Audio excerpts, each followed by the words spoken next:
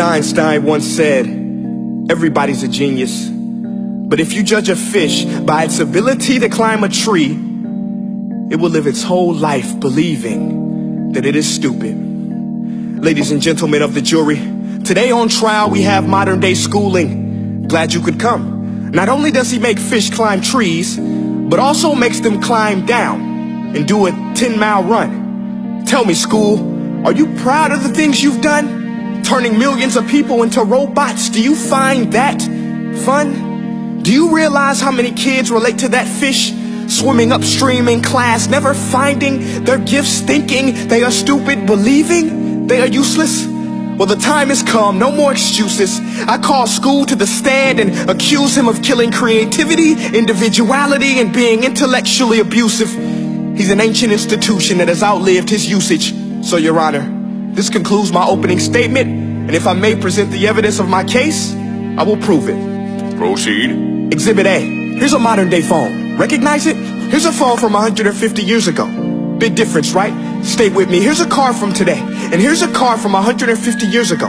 Big difference, right? Well, get this. Here's a classroom of today, and here's a class we used 150 years ago. Now, ain't that a shame? In literally more than a century, nothing has changed. Yet you claim to prepare students for the future? But with evidence like that, I must ask, do you prepare students for the future or the past? I did a background check on you and let the record show that you were made to train people to work in factories, which explains why you put students in straight rows, nice and neat, tell them sit still, raise your hand if you want to speak, give them a short break to eat, and for 8 hours a day, tell them what to think. Oh, and make them compete to get an A letter which determines product quality, hence grade A of meat. I get it. Back then, times were different. We all have a past. I myself am no Gandhi. But today, we don't need to make robot zombies. The world has progressed. And now we need people who think creatively, innovatively, critically, independently, with the ability to connect. See, every scientist will tell you that no two brains are the same. And every parent with 2 or more children will confirm that claim. So please explain why you treat students like cookie cutter frames or snapback hats, giving them this one-size-fits-all crap. Watch your language. Sorry, Your Honor, but if a doctor prescribed the exact same medicine to all of his patients, the results will be tragic. So many people will get sick, yet when it comes to school, this is exactly what happens. This educational malpractice, where one teacher stands in front of 20 kids, each one having different strengths, different needs, different gifts, different dreams, and you teach the same thing the same way? That's horrific. Ladies and gentlemen, the defendant should not be acquitted. This may be one of the worst criminal offenses ever to be committed. And let's mention the way you treat your employees. Objection. Overruled. I want to hear this. It's a shame. I mean, teachers have the most important job on the planet, yet they're underpaid? No wonder so many students are short-changed. Let's be honest. Teachers should earn just as much as doctors, because a doctor can do heart surgery and save the life of a kid. But a great teacher can reach the heart of that kid and allow him to truly live.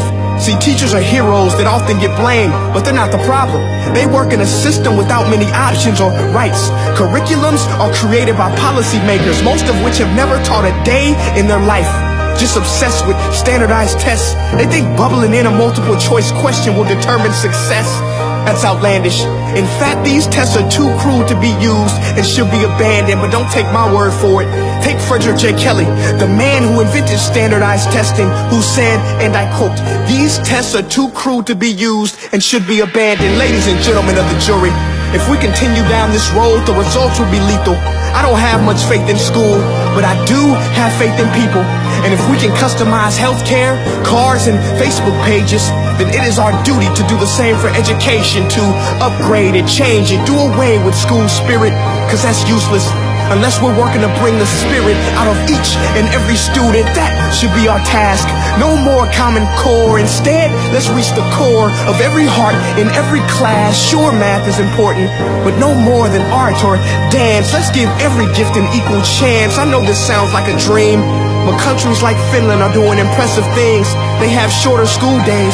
Teachers make a decent wage. Homework is non-existent, and they focus on collaboration instead of competition. But here's the kicker, boys and girls. Their educational system outperforms every other country in the world. Other places like Singapore are succeeding rapidly. Schools like Montessori, programs like Khan Academy. There is no single solution, but let's get moving. Because while students may be 20% of our population, they are 100% of our future. So let's attend to their dreams, and there's no telling what we can achieve.